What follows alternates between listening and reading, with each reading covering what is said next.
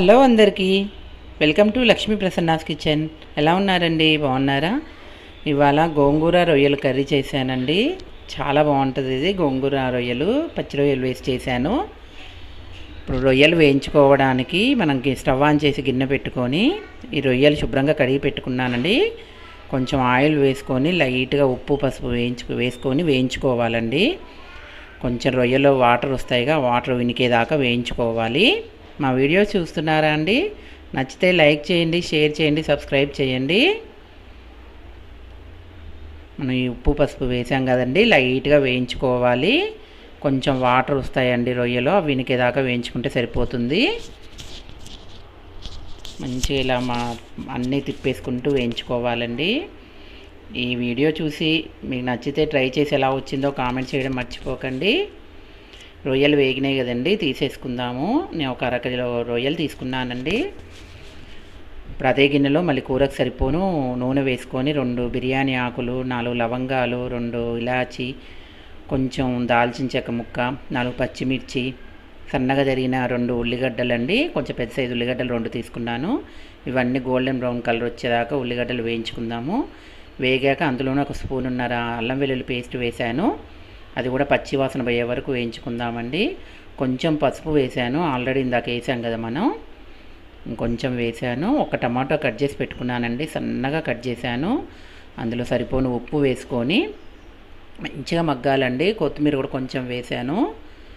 టమాటాలు బాగా మంచిగా మగ్గిపోవాలండి, స్మూత్గా అయిపోవాలి. కూరకు సరిపోను కారం వేసి కొంచెం జీలకర్ర పొడి వేసానండి. గోంగూర వేస్తాం కదా మనం, జీలకర్ర పొడి బాగుంటుంది.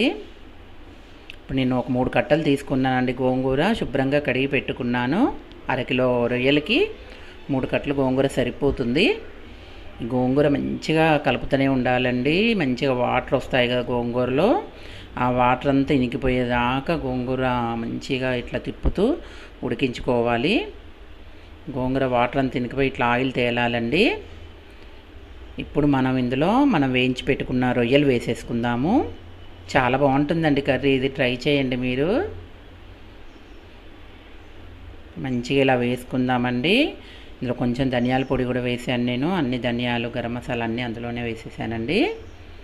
మంచిగా ఇలా కలిపేసుకొని ఒక చిన్న గ్లాసు వాటర్ వేసానండి. వాటర్ ఎందుకంటే కొంచెం మనం రొయ్యలకి ఉప్పు కారం అంతా పట్టాలండి, మసాలాలు ఆ పులుపు అంతా పట్టాలి. ఇప్పుడు ఆ వాటర్ అంతా ఇనికిపోయి నూనె తేలేదాకా ఉడకనిద్దామండి. 2 నిమిషాలు ఇలా మూత పెట్టి తీసి మంచిగా కలుపుకుందాం మళ్ళీ ఒకసారి.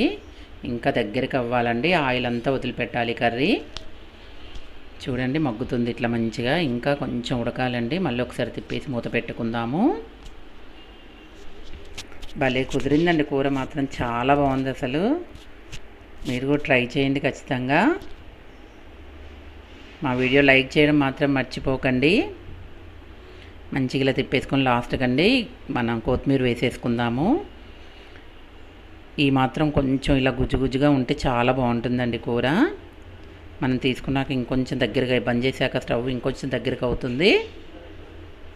చూడండి ఎంత బాగుందో అసలు, చాలా బాగుందండి.